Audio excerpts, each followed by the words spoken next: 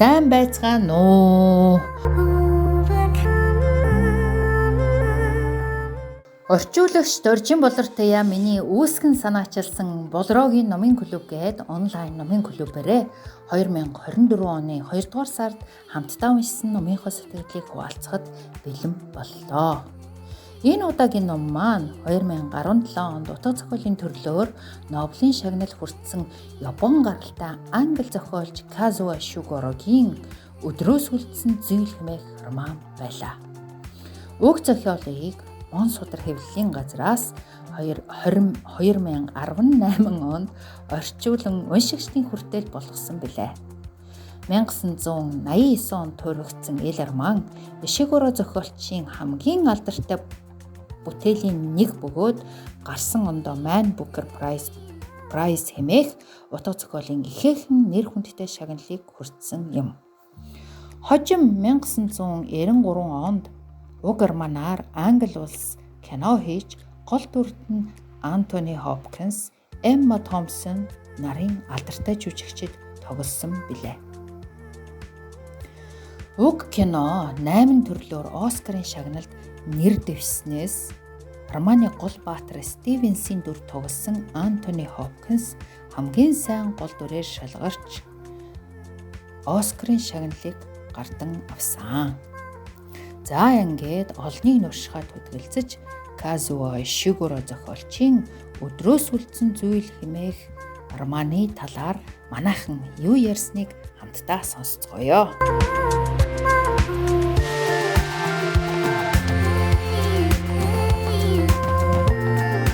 Хин номоо ярьж эхлэх. Бачимэг ярих уу? За бачимэг ярь.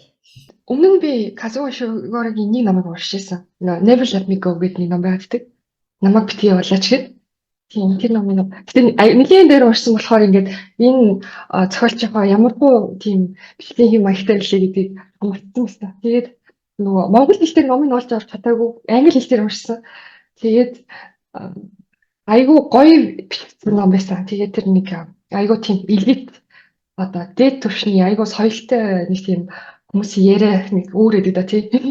Яг тийм хэлээр бичигдсэн ном байсан. Тэгээд монгол хэлээр уншсан бол нэр ямар гоё байх гэсэн би айгүй гоё орчуулсан байх та гэж бодсон. Тэгээд зарим үгийг нь би бол жишээ ингээд монгол хэлээр ингээд мэдгүй байгаа байхгүй. Айгүй англиараа гоё ойлгогдож байгаа. Гэхдээ ингээд монголоор би одоо хэлээд гэхээр одоо сайн мэдгүй байгаадсан. Тэгээд ойлгож байгаа мөртлөө. Тэгэхээр монгол хэлээр айгүй гоё болсон баха. Тэгээд зохиолч маань өөрөө болохоор Япон гаралтай тэгээд Англид төрж өссөн амьдардаг хүн шүү дээ. Тэгээд ер нь бол өөрийнхөө нэг тийм англи хэсгийг яг энэ ном дээр айгүй сайн гаргаж өгсөн юм шиг санагдсан. Бүр яг л нэг тийм англи соёл харилцаа бие авч яваа байдал ч юм тий. Тэрийг бол айгүй гоё гаргасан юм шиг санагдсан. Тэгээд бас нэг одоо өөрийнх нь Япон соёлтой нэг тийм айгүй тийм огтлцож гарч ирэх юмуд харагдаад байгаа юм шиг санагдсан л та. Одоо тэр нөгөө нэг батлерыг монголоор юу гэж орчуулсан бол тэр нөгөө нэг Гэрийн даамал гэж орчуулсан бий. Гэрийн даамал. Гэрийн даамал хүмүүс одоо англи хүмүүс л ийм мундаг одоо гэрийн даамал байж чаддаг. Яагаад гэх юм бол энэ одоо юу арлын орны хүмүүс л ийм хэмжээний сэтгэлзээгээ барьдаг, ийм чадвартай байдаг. Их газрын хүмүүс бол ингээ бидрээс өөр байдаг гэж ярьжсэн. Тэгээд энэ нь болохоор нөгөө Японы бас нэг тийм самурай Бушидогийн нэг тийм соёл гэдэг шүү дээ тий. Бас яг одоо сэтгэл зүг амар чанга барьдаг. Тэгээд айгүй ёс суртахуунтай нэр төртөө байдаг, үнэнч байдаг гэдэг ч юм уу. Тэд нартай бас айгүй тийм төстэй санагдсан. Тэгээд зохиолч маань өөрөө бас яг тийм Япон хүн болохоор яг тэр өөрийнх нь Япон гарал, Япон соёл тэр Английн соёлтой адилхан хоёулаа нөгөө арлын улс учраас бас тэрүүгээр ингээ үзэж байгаа юм шиг санагдсан. Тэгээд зохиолч маань яг өөрөө тодорхойлолтоо одоо ямар хүн одоо мундаг агуу гэрийн даамал байдаг вэ гэсэн чинь ер нь бол ерөөсөө л нэр төр шүдэл гэж хэлсэн л тийм. Тэгээд нэр төр гэдгээ юу гэж ойлгож байгаа юм бэ гэдгсэн чинь хоёр салгацсан байсан. Тэгээд юу гэх юм аавыгаа бол ер нь хамгийн тийм нэр төртэй мундаг тийм гэрийн даамал байсан гэж бодож байгаа. Тэрэнд бол жишээ ингээд нөгөө нэг одоо юу гэх юм одоо хийж байгаа зүйлээ бүр ингээд толцсон хийх өөрийгөө ажилдаа ингээд зориулах өөр одоо юу гэдэг юу төлөвлөө service нэг тийм өөрийгөө золиослох гэх юм уу тийм бусдын төлөө одоо ажлаа аягүй сайн хийх. Тэгээ дээрэс нь эмоц сэтгэл хөдлөлөө ингээд үргэлж тийм одоо өндөр хэмжээний соёл мэрэгжлийн байдлаа харуулах гэх юм уу. Тэгээд дээрэс нь ингээд өөрөө одоо ямар хувь нэмэр оруулж чинь эцэндээ хэр үнэнч байна. Тэгээд одоо үргэлж бусад хүмүүсийг хүндлэх хэрэгтэй гэсэн тиймэрхүү одоо юмдаг шин чанаруудыг бол манай гол дүр ойлгож ирсэн. Тэгтээ орчин үеийн одоо гэрийн даамжлууд болохоор одоо арай жоохон тийм өнгөцгөн тийм шин чанаруудыг бас айгүй юу гэж боддог болсон гэдэг. Мундаг гэрийн даамжлалтай холбож ойлгодог болсон. Тэр нь бол жишээ ингээд нэг юу одоо боловсон хэлээрээ одоо үгийн дуудлага акцент гэдэг юм уу тий. Тэгээд ерөнхий мэдлэг нэг тиймэрхүү юмнуудаар ингээд бас ингээд андуурдаг болсон гэж гаргаж ирж байсан. Тэгээ одоо жишээ нь аав нь бол жишээ нь ингээд тэр аялах ч юм уу тий эсвэл ингээд хүмүүстэй харьцах ингээд тийм одоо чамин үг хэллэх ч юм уу тийм юм байхгүй хэрнээ одоо бусад мундаг чадваруудыг агуулсан болохоор жинхэнэ юу гэж ойлгосон гэдэг. Тэгээ энэ бас айгүй гоё гаргаж ирж байгаа юм шиг санагдсан. Тэгээд ерөнхийдөө ингээд базаад харах юм бол одоо манай гол дүр бол ингээд айгүй сайн тийм гүйцэтгэгч, үйлчлэгч яг өөрийнхөө тийм одоо үүрэг даалгаврыг бүр үнэхээр одоо сэтгэл гаргаж хийдэг. Тэгвэл өөрийнх нь хийж байгаа зүйл том зургаараа юунд хүрч байгаа гэдгийг юу ч ингэ бодоогүй гэх юм уу. Тэр юу гэдэг та дөрөвдөх зэ орой нөгөө нэг ноён кардиналтай ингэ ярьдаг хэлдэг үдштэй нөгөө гэртэн том үдшилэг болоод тэгээд нөгөө нэг Кентн хатагтай тий авахтай ярьчаад тэгээд дараа нь таарлцдаг. Тэгэхэд нөгөө мистер ноён кардинал чинь ингээ та одоо Дарлингтон ноёныг одоо юу хийж байгааг та мэдэж гин үү? Анзаарсан уу гэдээ асуусан чинь би бол энийг мэдэхгүй одоо миний мэрэгжлийн зүйл биш байна гэд. Тэгээ та ингээд ядчил ингээд жоохон хэрэг дуртаагүй юу болоод байгаа юм бол гэж бодоогүй юу гэсэн чинь энэ бол одоо миний ингээд нөгөө юу хэрэгт дурлах газар биш ээ гэж хариулаад ерөөсөө тийм одоо Дарлингтон ноёнтны хийж байгаа бүр ямар ч зүйл рүү орохгүй зөвхөн яг өөрийнхөө одоо гүйцэтгэх хэвчтэй зүйл гэдэг л аягүй сайн хийгээ явж байсан. Тэгсэн чинь одоо ноён кардинал хэлдэг нөгөө нэг одоо энэ зохион байгуулаад байгаа уулзалт чинь одоо наци Германыг одоо дэмжиж байна.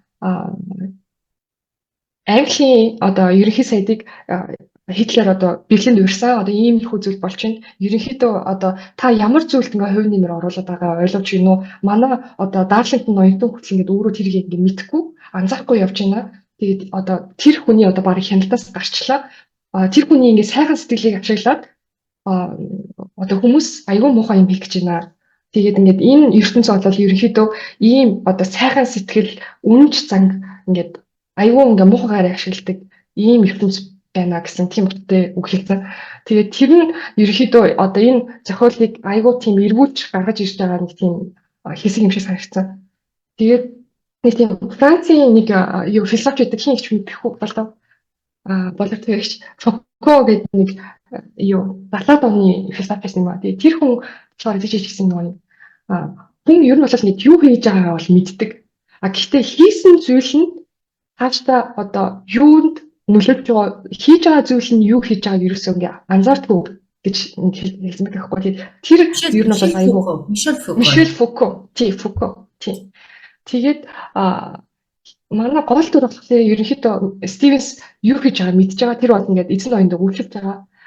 Тэгтээ тэгж хийж байгаа зүйл нь уулзалт нь ерөнхийдөө ингээд одоо дэлхийн түүхэнд болсон хамгийн аимшигтай зүйлийг ингээд бэлтгэд түүний мөрийг оруулчихсан баш харж байхгүй. Одоо жишээ ингээд амар мундаг физикч хүмүүс байдаг. Гэхдээ одоо 2 дугаар танд хэрэглэжсэн, 4 дугаар танд хэрэглэжсэн зэрлэгүүдийг зохион бүтээсэн ч юм уу тийм хэмжээний зүйлүүд болсон байдаг. Тэгэхээр ингээд том зургаар нь ингэж хараагүй байсан гэх юм уу. Тэгээ тэр нөгөө ноён кардиналаас хэлдэг шүү дээ.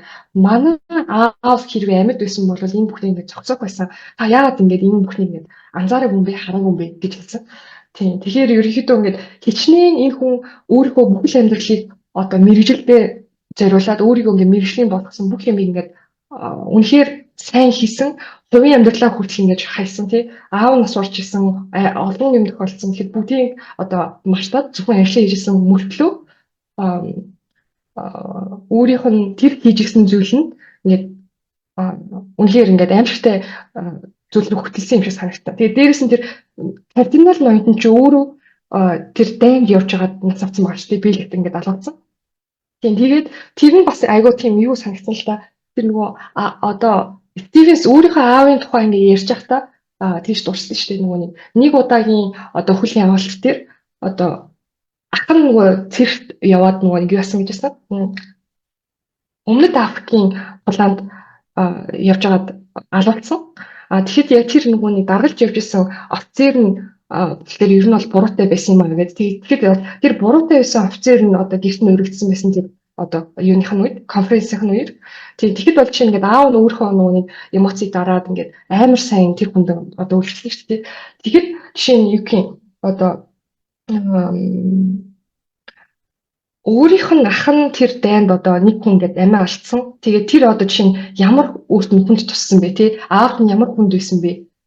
Тэгэхэд жишээ нь Стивенс одоо тэр ноён кардиналтай одоо үнэхээр гоё найзууд айгүй дотн байсан олон жил хамт байсан.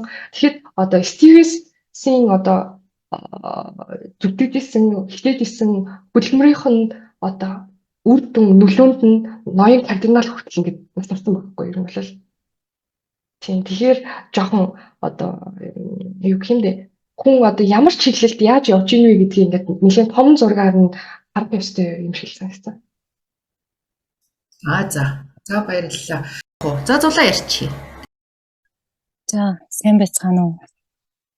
Айжамхан тийм зургуухан залхуутай биш тэгээ тийм гоё өрөнд орчуулга нь гоё. Тэгээ өгүүлбэрүүд нь бас их гоё. Утга зөвлөлтөр тийм ном байна. Тэгээ огцом юм байхгүй. Тэгээ дулаахан тийм гоё зөөлөн гэмээр. Тэгээ миний нэр улаан болохоор ингээд аюу огцом байсан шүү дээ. Байнгын бодлого бодос энэ бол тэрний яг эсрэг. Тэгээ маш сайн ном байна, гоё ном байна гэж бодож байна. Тэгээ миний хувьд болохоор энэ зүгээр нэг хэсэг хүн 5 тухайг хангахын тулд ингэ амьдралаа зориулна гэдэг бол утгагүй. Эсвэл байж боломгүй зүйл байгаа байхгүй. Миний хувьд бүгдээрээ адилхан хүн байж тэгэл нэгнийхээ 5 тухайн төлөө нөгөөх нь амьдралаа зориулна гэх. Тэгээ хэрвээ би л ийм ажил хийхээр бол хэдэж өмнө сэтгэлтэй хийхгүй. Өөрийгөө ингээд өөрийгөө л даамаар байгаа. Нүүдэлчдийн одоо сэтгэхгүй юм уу ааш. Өөрийгөө юм. Тэгээ ихэнх цаг зав зарцуулж байгаа ажил бол ингээд би хийхгүй байлаа гэхэд өөр нэг хүн олдохгүй тэр ажлыг тий.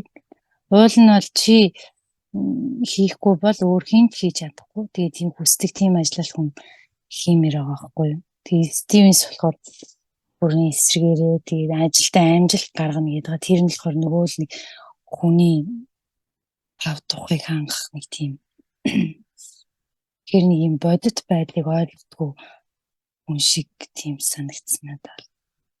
Тэгээд тэрний төлөө хүний 5 тухайн төлөө амьдралаа зориулна. Тэрөөс миний бол аюу эсрэг санагдаад байна.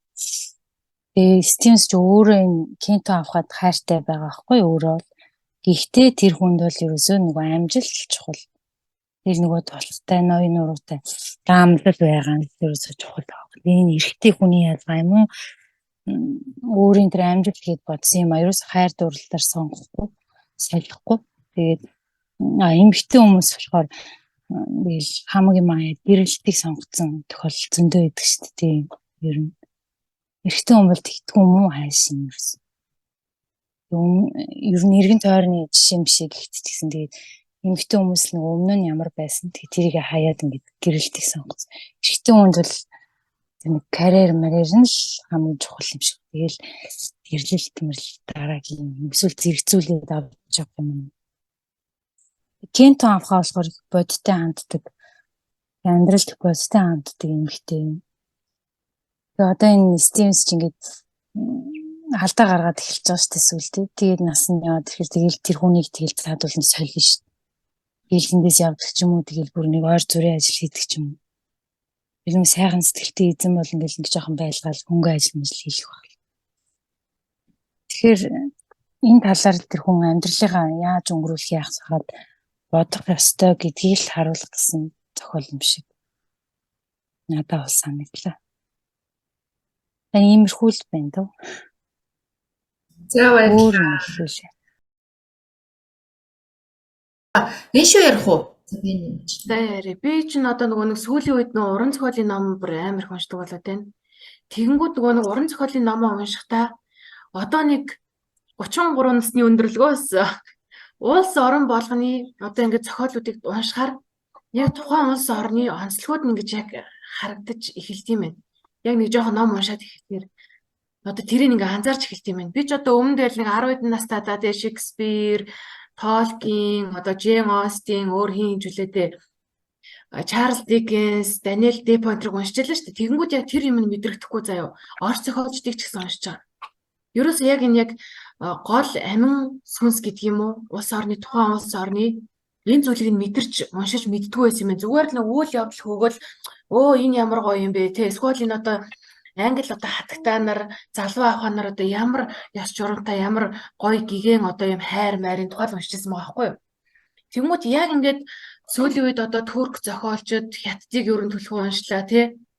Тэгэж уншиж жагаад Японыг ч гэсэн ер нь уншсан. Гэтэ Япон дээр бол нэг амар бас ингэж юм нь харагдаагүй байгаа байхгүй. Тэгсэн чинь Япон залуугийн одоо Казуо Ишигура гэдэг энэ нөхрийн номыг уншсан чинь бүр нэг амар өвөрмөц.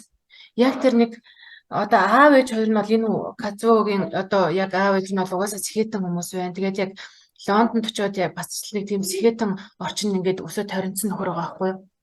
Тэгэнгүүт энэ одоо яг мөн чанарыг гадны нүднээс миний үчимээг гадны байдлаас ч юм уу эсвэл нэг арай нэг өөр юм биш тийм чи яг цэвэр англи хүн биш те.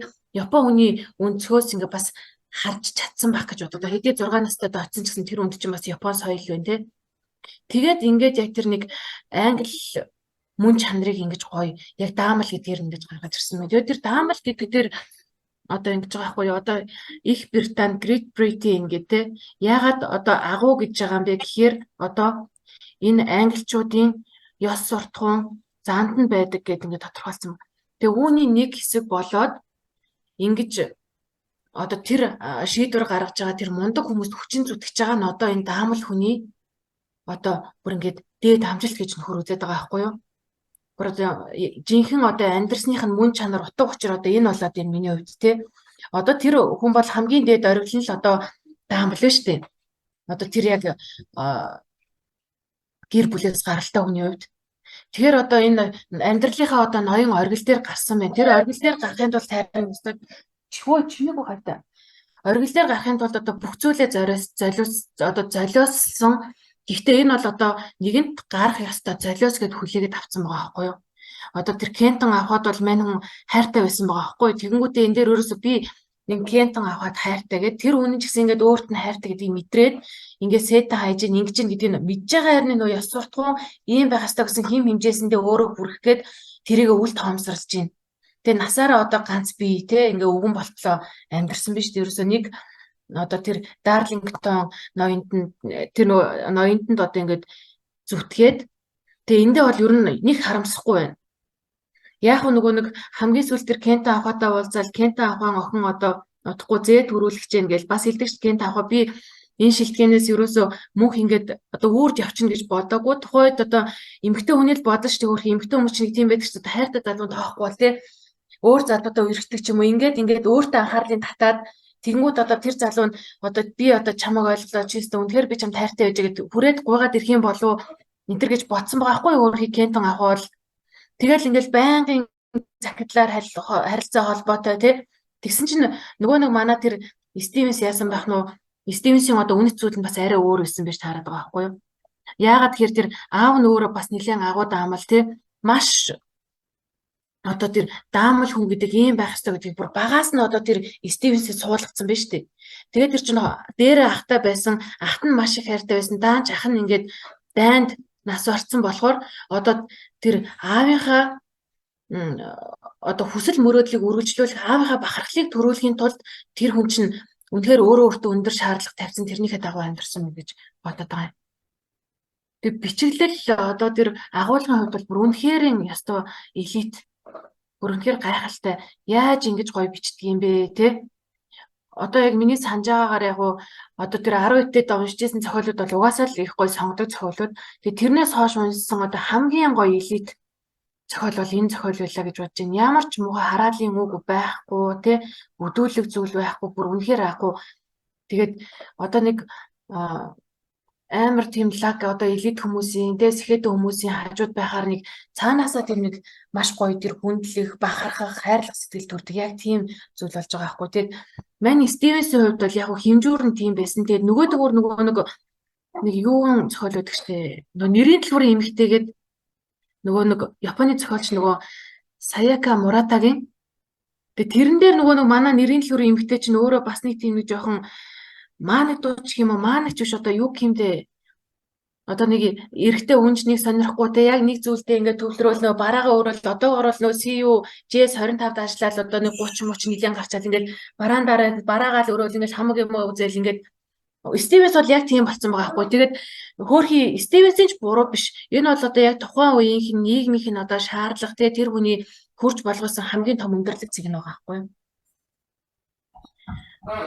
Тэгээд эн чинь одоо нөгөө Стивенсийн аав нь яг өнгөрч хаад мань хүн чинь маш том хүлээ авалттай байж байдаг шүү дээ. Аав дээр очиод ингээд буцаж очдгоо те Кента аваа өрөөдөр ичгээд тэгэхэд одоо дараа нь та яагаад ингээд аав дээр оцсонгүй вэ гэхээр хэрвээ би аавыгаа ингээд өнгөрч хаад очисон бол миний аав надад гонсоох байсан те энэ яг одоо гол одоо тэр даамал гэдэг хүний мөн чанарыг гаргаад ирсэн.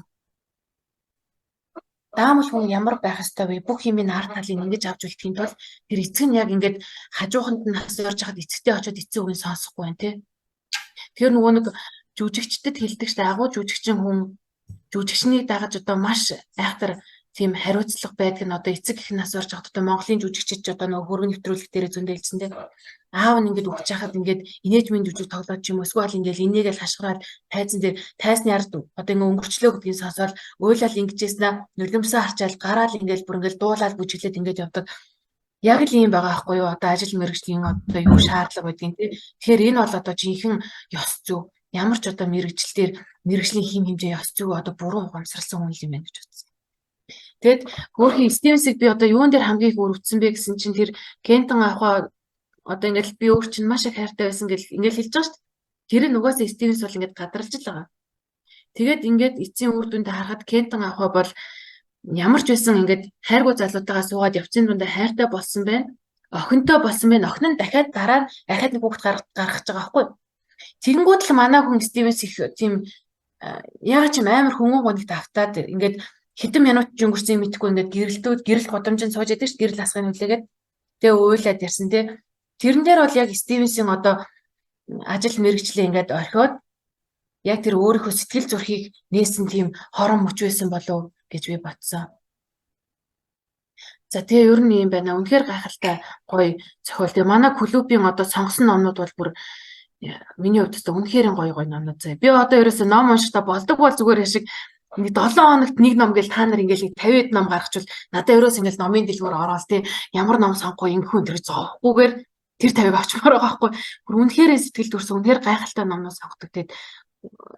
За үнэхээр өстө гайхамшигтай гоё ном байсан. Гэхдээ яг би Орхон Памуктай одоо хүртэл үнэн гэж. Орхон Памукийн улаан бол өстө үнэхээр гайхалтай бас зохиол байсан. Яг тэр номыг уншчаад ингээд дараа нь хэд ном уншсан бас арай хүрэхгүй тий. Гэхдээ энэ бол мэдээж шал өөр юутай. Одоо Орхон Памуктай бас ойролцоо нь одоо мэргэжлийн ёс зүй, мэргэжлийн одоо тэр одоо юу гэх юм. Одоо тэр гүн рүү н орж байгаа мэргэжлийн үнцэг мүнцгийг ингээд хоёр өөрөөр харуулчихж байгаа байхгүй. Орхон Памук бол одоо эртний персийн зураачтайг харуулсан бол одоо энэ Казуо Ишигурэ бол одоо агуу одоо Британийн те хүмүүс англичуудын одоо ямар эрхэмсэг ямар одоо дэг журамтай ёс зүйтэй вэ гэдгийг даамлаар нь гаргаж харуулсан зохиол байна гэж бодсон. За баярлалаа. Баярлалаа. За гоё. Хин за Санчка ярих уу? За тэгээ. За бүгдээрээ сайн уу? 8-аас гэж бодоод оройчих тий. За тэгээд намаа уншаад нөгөө нэг энэний чи эхлээд зүгээр англи орны тухай ном юм байх гэж бодчихсон чи ерөнхийдөө надаа бүр сүүлд нь бодоод үзэхэд хайрын тухай ном юм шиг санагдлаа. Тэгээд энэ дээр одоо нөгөө нэг ханцуу шүргээгүй гэж ярьдаг ш тий. Энэ болохоор баг ханцуу шүргээгүй шахам хайрын түүх юм уу гэж. Одоо энэ үдэш гэдэг одоо өдрийн хамгийн сайхан цаг гэх тий. Тэгэхээр эргээд энэ хүн одоо ингээд нэлээд нас нь яваад энэ зохиол дээр гарч байгаа хэсгээд ингээд амьдралаа дуусч байгаа ш тий. Тэгэхээр ингээд нас нэлээд яваад амьдралаа эргээ бодоход ер нь хайрын түүхээ ярих гээд одоо нөгөө юмаа тойруулдаг зангаараа тий анзаарсан ч анзаараагүй юм шиг ингээл ажилдаа л анхаарат байгаа юм шиг ажлынхаа тухай л яриад байгаа юм шиг хэрнээ шууд нөгөө Кентэн ахвайгаа ярьж чадахгүйгээр ажиллаа яриад тий тэгж эцээцтэй энэ хүн болохоор яг ярих гэсэн гол юм нь болохоор Кентэн ахвай л байсан. Тэгээд ерөнхийдөө харуулж гин гэд би ойлгосон. Яг ингээд нөгөө мэрэгчлээ яриад одоо ажил мэргэжилтэй ингээд тэнцэж байгаа эсэх нь ноён нуруутай байх гэл энэ ёс зүй гэдгийг ярьж байгаа. Энэ нь өөрийнх нь хувьд үн зүйл байсан үнэн боловч эргээд нөгөө харамсаа тий Кентэн ахвайтай би нийлж чадаагүй дээ гэж харамсаж байгаагаа. За эцэст нь яг Кентэн ахвай ингээд намайг бодоход хайр дурлалтай очирч амьдралтай болсон яамаа да гэд ингээд баярлангаа. Би ингэж одоо амьдралаа өөрчилж одоо энэ хайр дурлал нь үргэлжлэх боломжтой байсан ч гэсэн ингээд ядаж надад одоо миний энэ ажил мэргэжил надад энэ ажил мэргэжилтэд үнэнч байсан одоо хамгийн сайн даамал байж би чадсан да гэсэн ийм юм надад ядаж үлддэгтэй гэж бодоод тэрүүгээр ингээд сэтгэлээ зогонгоо за одоо нэгэнт ингээ өөр сонголтгүй болчихлаа. Тэгэхээр одоо нөгөө шинэ эзэндээ яаж одоо нөгөө хөшгөнлөх вэ тий эцэст нь тэгээд өсөж байгаа штэ. За одоо би ер нь хөшгөнж бол чадахгүй юм байна гэдээ дундуур нь бодож яснаа. За явж бэлдээ дээ тий эрэхт нь одоо ингээд баг зэргийн хөшгөнлж болтгоо хийх чаддаг болсон бай да гэд ингээд харамсаж байгаа хүн юм шиг санагдлаа. Одоо эмэгтэй нэг хэлсэн юу гэдэг штэ. Би олон жилийн өмнө одоо Дарлингтоны шилтгэнээс явж байхдаа ингээд бүр явж байгаагаа ухаараагүй. Би чамайг одоо ингээд ерөнхийдөө гуйлах гэсэн тийм эмэгтэй. Ингээд гуйна гэж бодсон. Ингээд би бараг л ингээд эргээд тий тонирхсан.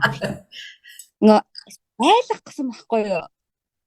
Эргээд намайг гуйл би очиж доо гэж бодсон боловч гуйгаагүй тий нөгөө бардам хүн чинь гуйгаагүй. Тэгээд яг эцэст нь хайртай болоод тий одоо ингэж амьдралаа би өрн таран хийх гэжтэй гэж ингээд эмэгтэй хүртэл бодоод тий тэгээ эцэст үр хүүхдтэй болчихоор хүний амьдралын эмэгтэй хүний одоо амьдралын утга учир чинь үр хүүхд дээрээ төвлөрөөд ирчихэж байгаа болохоор ингээд тэгээд Стивенс болохоор за үр хүүхдтэй болж дээ гэд бодоод ирэхээр өөрийнх нь амсаж чадаагүй сайн сайхныг хайртай хүн амссан байна да гэдгээр баярлаад ингээд сэтгэлээ зогоогоод үлдчихсэн юм болов. Тэгэн гутлаа тэрийг ингээд хэлж байгаа ш тийм.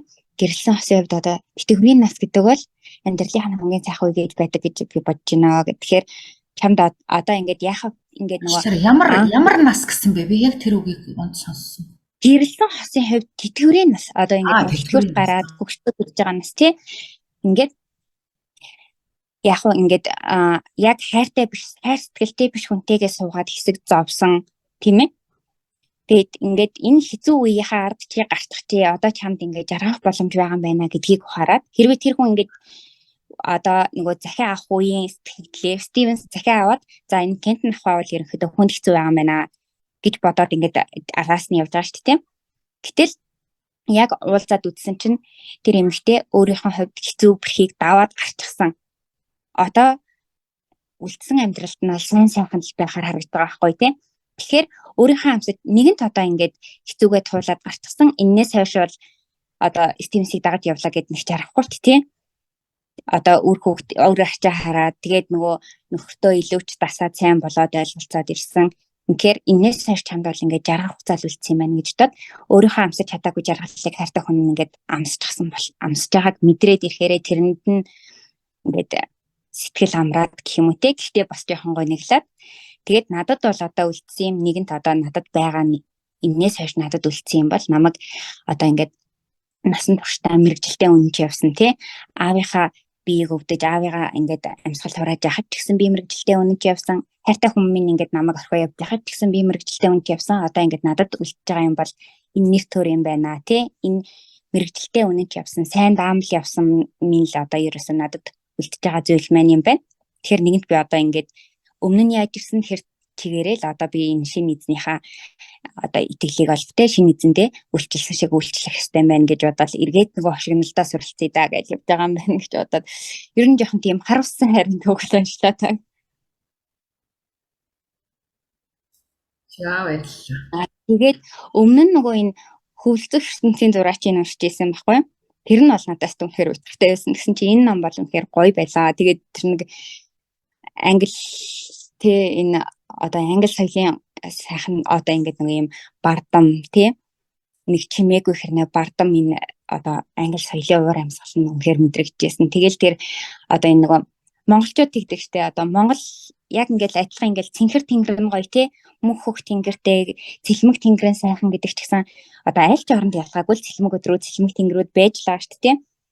Юм утлаа юу сайхан юм бэ гэхээр ингээд нүдэн тусах зүйлгүй тий одоо энэ нь сайхан да энэ агуу хөрхрээ сайхан энэ их одоо ингэж нэг ямар нэгэн онцгой одоо газар нь сайхан биш зүгээр ингээд юу сайхан нь мэддэхгүй байгаа нь сайхан гэдэг тэр нэг одоо энэ хэсэг бүр амар одоо яагаад монголчууд нэр монгол гэж тэмүүлээд идэв те яг тэрнтэй адилхан ингээд яг юу сайхан нь мэддэхгүй байгаа энэ нэг игэлтэй одоо тэрхүү гоо сайхны игэл даруу хэмжээ хязгаартай байдал нь хамгаас ирэх юм гэж юм дээр гардаг тийм. Тэгэхээр энэ газар нутаг өөрийн гэсэн гоо үзэсгэлэнтэй агуу гэдгээ мэддэг учраас энийг зарлан хуваглаад байх шаардлага байхгүй. Энэ яг ерөөсөө хүний эх орны бахархаж ингэж биширдэг одоо зөвхөн англи гэлгүй тийм. Монголын яг юун сайхан юм бол гэвэл бид нар бас яг хэлж чадахгүй шүү дээ. Салхи бол хаач байгаа, хөх тэнгэр бол хаач байгаа. Тэнгуут нэг хэлэх шаардлагагүй тий зарлах шаардлагагүй гэсэн хэрнээ энэ игэл даруу хэмжээ хязгаартай байгаа энэ гоо сайхан нь сайхан гэдэг ерөөсө хүн болгоны их нутгаа ингээд юу нь сайхан бэ гэдэг юуг нь хэлж чадхааргүй сайхан энэ хэсэг бас ингээд бас нэр монголчууд бас юу сайхан хэлж чаддгүй дээ гэж бодчихлаа. Яа, баярлалаа Дасаажка. Тэр сүүлийн хэлсэн нөгөө Монголын гоо үдсгэлэн, байгалийн гоо үдсгэлэн гэж чинь болохоор зэрэг чиний тэр нөгөө ишлэх гээд байгаа юм болохоор зэрэг Гара Маркес гэдэг нөгөө монголоор дэлхийг ингээ явган туулж байгаа юм швейцар эмэгтэй байдаг. Тэгээ тэрний яг Монголын байгалийн гоо үдсгэлэний талаар нэг юм 3-4 өгүүлбэр хэлсэн байсан байхгүй тий. Тэр надад бүр айгүй гой санагдаад би ингээ орчуулад олон жилийн өмнө тавьж исэн. Тэгээ тэрэн дээр тэр Сара Маркес болохоор хэлсэн байсан байхгүй. Ингээ Монголын ингээ хөдөө ингээ сууж агаад ингээ алсын бараад ингээ ширтэж харуул бүр хосгүй гоё үдсгэлэнтэй. Тэгээ би яг одоо энэ ингээ миний нүдэнд ингээ харагдаад байгаа энэ гоё үдсгэлэнгийн юу нь гоё юм бэ гэхээр би хэлж мэдэхгүй. Нийтээрээ ингээ айгүй гоё. Тэгээ яг энэс одоо энэ уул нь гоё юм уу, ус нь гоё юм уу, тал нь гоё юм уу, цэцэг ногоо нь гоё юм уу гэхээр хэлж чадахгүй. Тэгээ ойртоод очихоор гоё биш, холд очиод харахаар ингээ гоё. Тэгээ тэр нь яг нөгөө нэг тэрийг ингээ хүүхэнтэй зүүрсэн биш чи миний гоо цэцгэлэнтэй. Ингээ зарим хүнийг ингээ бид нар ингээ хараад энэ ёстой гоё хүүхэн байна эсвэл гоё залуу байна гэж мэддэг. Тэгээ ингээ ойртоод ингээ нүүр рүү ингээ ойртоод харахаар энэ хүүхний хамар нь гоё юм уу, уруул нь гоё юм уу гэтэл тэр нэг юмараа ингээ ерөөсөө гоё биш. Нийлхээрээ тэр хүүхэн гоё харагддаг гэдэг. Тим юмтай тэр Сара Маркес зүүрлсэн тэр юм байдаг хгүй. Тэгээд би тэрийг ингээд орчуулаад тавьж исэн чинь айгүйх шигрэлж мэрэлжсэн. Монголын хөдөө нутаг надад нэг их сайхан төрсөн хүнийг санагдуулдаг. Тэр царайлаг сайхан хүний юун чухам тэгтлээ сайхан юм бэ? Нүд нь үү? Эсвэл уруул ам нь үү гэд нарийн ажвал тогтооход тум бэрх. Гэвч холдож очиод ажихаа бас хамаг юм нь хоорондоо хачин гоёор уйлдан зогцоод хэлж болшгүй нэг их сайхан ирч хүч мэдрэгддэг шиг. Монголын хээр тал бол яг л тийм сарайлаг сайхан төрсөн хүн луга. Энэ нутгийн үзэмж төгөлдрийг харсан хүн амьсгалж болмоор тийм бодтой. Нүдэнд торох өчүүхэн ч юмгүй зах хязгааргүй цэлих өргөн уудман. Элдв зам хашаа хорооноос ангитна. Ямар ч дүрм журмгүй дураараа даанч нэг сайхан. Холдох тусмаа үдсгэлэн гоо улам тодрох удастайг нь яана. Би тал нутгийн энэхүү өвөрмөц үдсгэлэн гоо тэр чигээрээ ховсдуулан татагдсан ч чухам мэдэхгүй яагаад энэ татагтаад байгаагаа өөрөө ч үл ойлгон гайхширсаар. Бусад орны байгальтай харьцуулахад сэтгэл ханамж өгөх чанараараа Английн үзэсгэлэнт байгаль ямар ч хүний анхаарлыг татгаад тэрийг нь агаа гэж байгаа гэдэг сэтгэл ханамж өгөөд байна гэдэг байгаа байхгүй тийм. За Пүүгийн ярих хамгийн сүүлд хин Пүүгийн чинь нөгөө номоо уншиж дуусаагүй болохоор чамайг ингээ хойшин шахсан шүү. Зүгээр харин тийм уншсан хүмүүсийн юу яг номоо бүтэн уншсан юм шиг боллоо. Ядангуяа манай сансарчин гол хэсэг нь бүр айгүй сайхан түгээд миний уншаагүй хэсгийг баг ийм байна да гэд баг төсөөлтөй болчлаа. Баярлалаа бүгдээрэнд нь. Би харин юу ясаа эхлээ жоохон тайлбар тавь яагаад ийм бүг нь уншаа. Чи одоо яагаад номнууд уншихгүй байна? Тэр миний нэр улаанаас сонсож дуусна уу? Сонсож чилүү, уншиж чилүү. Энэ яг ингээд учир явдал юм. Би одоо яг нэг тийм одоо яг миний өөрийн хувьд болохоор би нэг яг одоо бясалгал гэж үе нэг бясалгал одоо намайг яг бүр айгүй тийм жоохон эзэмдсэн байна. Тэгээд би бясалгалын төрлийн ном ер нь уншаад тэгээд энэ ном болохоор яг мэдээж энэ чи айгүй сонирхолтой уншихад яг хүчилж байгаа сүүлийн 2-3 уншлаа. 40% та уншсан. Тэгээд ямар ч би нэг бол герман дээр уншсан, монголоор уншсан бол арай хурдан унших байсан баг. Тэгээд одоо ер нь бол энэ ном бол надад нэг 2-3 юм айгүй сонирхолтой санагдсан. Нэгдүгээр энэ Япон гаралтай англи хүн болж хараад байна л да. Энэ Английн соёлыг бичсэн нэг сонирхолтой санагдлаа. Тэгэхээр чи энэ хүн чинь болохоор чи 6 настайдаа ирээд тэгээд аав чинь мэдээж Япон хүн байгаа. Тэгэхээр энэ хүн чинь Японы ёс заншлыг ер нь жоохон мэддэг гадралтай аав жисэмтэй сурцсан байгаа. Тэгээд энэ яг Англид амьдарч ирсэн болохоор энэ одоо энэ даамал гэрийн даамал гэдэг хүнийг ер нь их судалсан байна. Төөрөө яг уран зохиолч болохоор ч илүү бас хүн амтнаас мэдээлэл авахтаа ер нь харж байгаа байдал мэл ном сониноос арай илүү тийм мэдрэмжтэй бүүж аваад энэ их сонирхолтой сэдв байна. Энийг би ер нь бичиж чадах юм байна гэж ер нь бичсэн байх чи бодоод. Ер нь бол энэ ном нь бол нэлээд алдартай гэхээр ч мэдээж тэр гэрийн даамал гэдэг хүнийг маш сайн гаргаж өгсөн болоод ном нь их алдартай байх гэж бодож байна. Тэгээд яг миний уншсан хэсгээр болохоор эхний яг 40% тайл байгаа юм л да. Тэгээд тэрэн дээр болохоор чи ер нь бол яг нэг юу хэлээд та гэрийн даамал гэж хийе. Гэрийн даамал гэдэг хүнийг одоо яг яаж одоо харуулахаа одоо айгүй сонирхолтой байсан байна л да. Нэгдүгээр болохоор аав нь болохоор айгүй тийм гэрийн даамал байсан хүн байна. Аавынхаа жишээн дээрээс нэг аваа. Тэгээд аавтайгаа тэр яг тэр нэг айгүй том уулзалт болоод гэртэн том орон орны тэр Европын олон хүмүүс орон орны том төлөөлөгч нар маш чухал ингээ үйл явдлууд айгүй их ажилтай хахад аавынх нь биеийн муудаад тэгээд яг тэр үеийн харьцаанаас ингээ харуулж байгаа байхгүй. Тэрний өмнө болохоор чи яг аав нь яг гэрийн ямар том даамал хүн байсан мэ гэдгийг болохоор яг аавынхаа 2-3 жишээн дээрээс бас нэг тэр нэг тийм бартаа нэг жишээ гэж аавынх нь хэлдэг. Тэр нэг тийм гэрийн нэг даамал хүний одоо нэг жижигхэн онгой маягийн нэг юм байгаа байхгүй. Тэр нэг ширээн доор нь тэр бар байсан тэр барыг гэрийн эзэндээ ямар нэгэн түүх учруулахгүйгээр тэр бар нэг яг саад болсон байгаа байхгүй. Тэр саадыг маш одоо сэмээрхэн ямар ч уул мөргөө тэрийг зайлуул чадах бол даамал хүний ер нь бол том онцлог гэдэг. Тэгээ тэр онцлогийг болохоор аав нь бол айгүй тий чухалчилж үздэг байсан. Тэгээ аавынх нь онцлог болохоор бас нэг тэр нэг үйл явдалтай гардаг та. Тэр одоо аавынх нь ажиллаж исэн тэр гэрийн эзэн байхгүй хооронд нь одоо 2-3 одоо зочин гэх юм уу да найзууд нь ирээд тэр даамлыг дагуулсан машинтай явж байхдаа жоохон цогтуу байсан. Тэгээд тэр гэрийн даамлын талаар жоохон одоо муухай ярьж байгаа тэр хүн тэрийг ямар ёс зүггүй вэ гэдгийг одоо өөрийнхөө үгээр хэлэхгүй байгаа ч яг хуу нэгдүгээр тэр үгээр яаж хариулж исэн, ямар тайван байсан, ямар ёс зүйтэй байсан. Одоо нэг уурлахгүйгээр маш ийлгээд чи муухай байна гэдгийг чи нэгдүгээр хэлж чадсан байгаа. Хоёрдугаар тас үйлдэлээрээ бас яг харуулсан байгаа хгүй тэр машинаа гинтхэн зогсоогоо тэр хаалгыг онгоолгоод одоо маш ийлдгээр уучлаарай та гарна гэдгээ одоо айгүй тийм ийлдгээр тэр чин баг нэг даамал хүний одоо нэг одоо чадвар гэх юм уу та маш ийлдгээр чи муухай гэдэг бүр маш уран яруу тансаг одоо юу гэдэг тэрнгээр харуулж чадчихага. Тэрийг бол одоо ингээд бид нар бодохоор яагаад бид нар энэ хүн одоо энэ амьдралаа нэг бодлын чинь баг зарцсан маягийн нэг тийм ажил байгаа байхгүй яг ингээд бодоод. Тэгэхээр нөгөө талаар энэ ажлыг гэрийн даамал гэдэг ажлыг бол хүн болгоо хийж чадахгүй.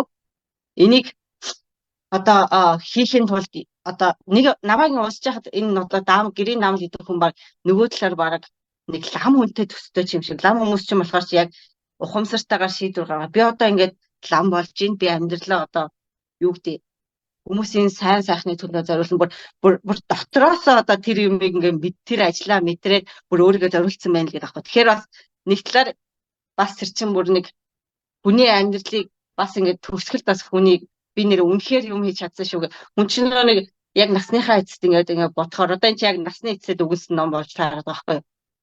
Би одоо өөрийнхөө амьдралд юу хийсэн бэ? Юунд хүрсэн бэ? Ер нь юу чухал юм бэ амьдралаас гэдгсэн чинь би их ёс зүйтэй амьдсан байна. Би ёс зүйтэйгээр ажиллаа. Одоо ажил үргээ хийж гүйцэлсэн байна. Би энэ гэрийн даамал гэдэг одоо энэ чинь нэг талын мэргэжил юм да. Энэ мэргэжлийг би маш ёс зүйтэй маш одоо хийж чадсан. Нэг талаараа энэ ажлыг хийгээд нөгөө талаараа эн чинь бас ганцхан ч байх үү. Ер нь бол яг тэр гэрийн даамал гэдэг чинь мэдээж тэр англид байдаг нэг тийм соёл болохоор тэр улсынхаа соёлыг ер нь хадгалж чадсан гэдгээ бас хараад тэрэндээ их баяртай байгаа юм шиг ойлгосон. Тэгээд өөрөө нөгөө талаар энэ гэрийн даамал гэдэг чинь бас надад ингэ бодсон чинь бас нэг хальт ээж хүнтэй ч тустай юм шиг. Бид нар ч хүүхдээ жоохон байхад нь баг гэрийн даамал шиг хамаг юмаа золиослоод хамаг юмаа тэр баг хүүхдийг жоохон байхад нь бүх юмаа золиослдог шүү дээ. Яг л тэр үедээ. Гэтэ бид нар одоо ингэ бодохоор бид нар ухамсартайгаар яг тэр гэрийн даамал гэдэг ажлыг хийхүүхээр за хүн өөрийнхөө хувьд хэлхэл миний хувьд бол бас үгүй л гэж хэлэхээр байгаа. Ягаад тэгэхээр чи гэрийн даамал хүн чи үр хүүхдтэй болох боломжгүй эхнэр хүүхдтэй. Тэгэхээр чин тэр цаг чинь байхгүй болохоор чи гэрийн даамал хүн гэдэг чинь баг 24 цаг тэр байшинд амьдраа тэр эзнийхээ төлөө үйлчлэх ёстой болж таараад байхгүй. Тэгэхээр бол тэр бол бүр нэг хүн болгоо хийж чадаад байх зүйл биш. Тийм болохоор нөгөө талаараас надад тэр нэг тийм юутай юм шиг лам хүнтэй төстэй юм шиг нэг хальт санагдсан. Тий. Тэгээд өөрчн юу байлаа? Өөрчн юу ярэ гэж бодчихлаа.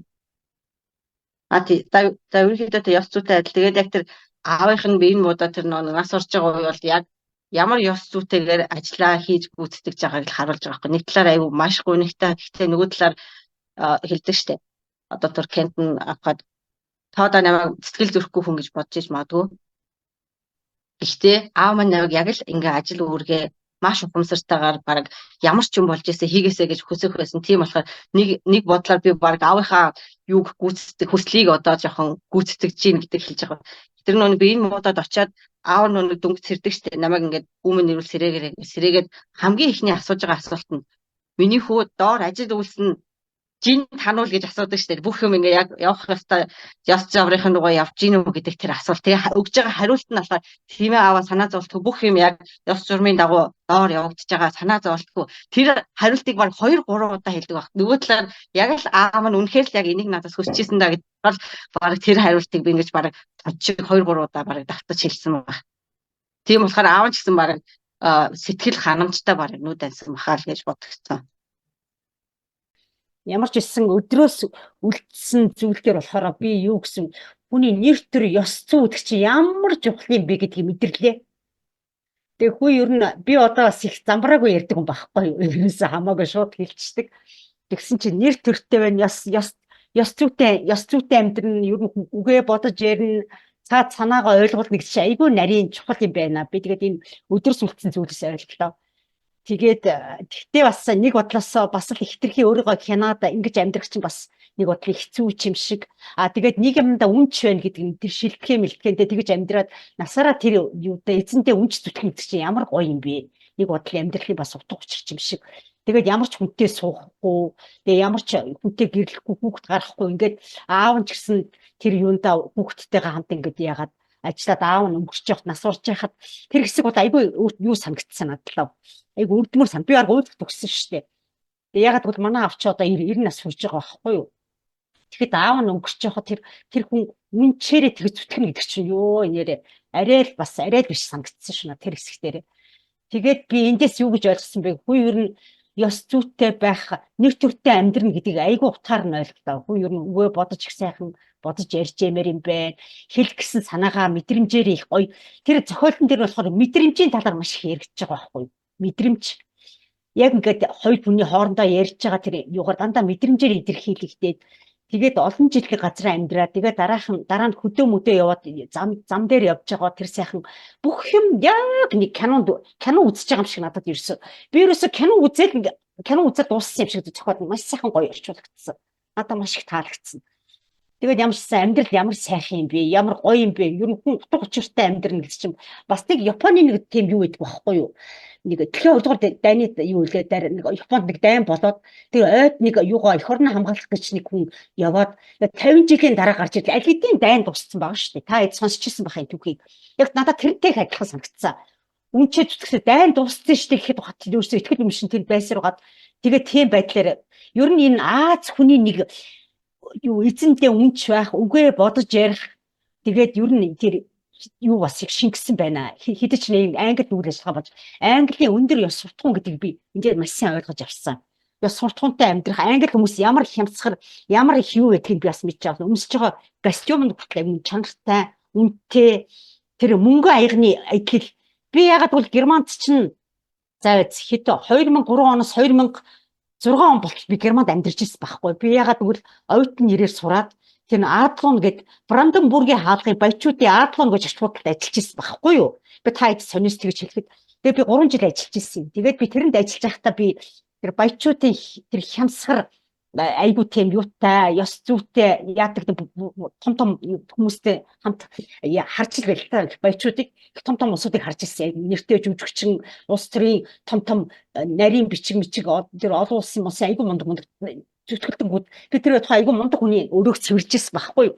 Тэгээ тэр үеийн надад бодогдуулсан би ерөөсөө юу руугаа орчлоо гэж утсан. Адлан жаш будалтай тэр мөнгө аяг сэрээ мэрээ бүх юм тийм юм байдаг байхгүй юу.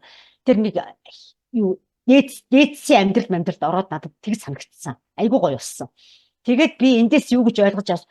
Хөө ер нь нэг амьдрсан юм чи ёс зүйтэй ер нь өндөр ёс суртахуунтай амьдрах хэрэгтэй байна л гэж хэлдэг. Нэг юмдаа үнч тэр Кентон Авхагийн тэр хоёрын бол хайрцаглын юу бол ямар гоё нарийн мэдрэмжтэй ямар гоё юугаар гоё болоо би эндээ үнэнч гэсэн мөртлөө би эндээ за зохиолчийн номыг анх удаага энэ зохиолчийн номыг уншсан байгаа. Таалагдсан. Тэгээд ямар ч тийм яг нөгөө нэг тэр даамлын өөрийнх нь үгээр бичигдсэн юм шиг ямар ч тийм дэл суул үг байхгүй, хараал ерөөлийн үг байхгүй.